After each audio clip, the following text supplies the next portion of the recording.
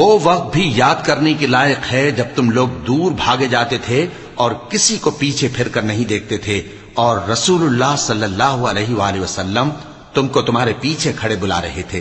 تو اللہ نے تم کو غم پر غم پہنچایا تاکہ جو چیز تمہارے ہاتھ سے جاتی رہی یا جو مصیبت تم پر واقع ہوئی ہے اس سے تم غمگین نہ ہو،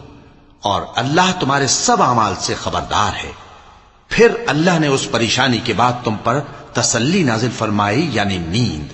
کہ تم میں سے ایک جماعت پر طاری ہو گئی، اور کچھ لوگ جن کو جان کے لالے پڑ رہے تھے اللہ کے بارے میں ناحق ایام کفر کے سے گمان کرتے تھے،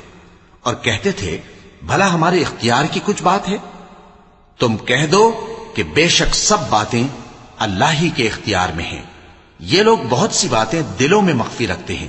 جو تم پر ظاہر نہیں کرتے تھے، کہتے تھے کہ ہمارے بس کی بات ہوتی تو ہم یہاں قتل ہی نہ کیے جاتے۔ کہہ دو کہ اگر تم اپنے گھروں میں بھی ہوتے تو جن کی تقدیر میں مارا جانا لکھا تھا وہ اپنی اپنی قتل گاہوں کی طرف ضرور نکل آتے۔ اس سے غرض یہ تھی کہ اللہ تمہارے سینوں کی باتوں کو آزمائے اور جو کچھ تمہارے دلوں میں ہے اس کو صاف کر دے، اور اللہ دلوں کی باتوں سے خوب واقف ہے۔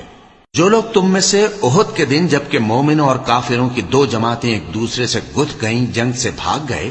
تو ان کے بعض افعال کے سبب شیطان نے ان کو پھسلا دیا تھا،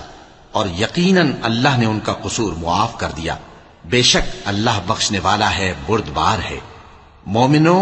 ان لوگوں جیسے نہ ہونا جو کفر کرتے ہیں، اور ان کے مسلمان بھائی جب اللہ کی راہ میں سفر کریں اور مر جائیں یا جہاد کو نکلیں اور مارے جائیں تو ان کی نسبت کہتے ہیں کہ اگر وہ ہمارے پاس رہتے تو نہ مرتے اور نہ مارے جاتے، یہ اس لیے کہ اللہ ان لوگوں کے دلوں میں افسوس پیدا کر دے،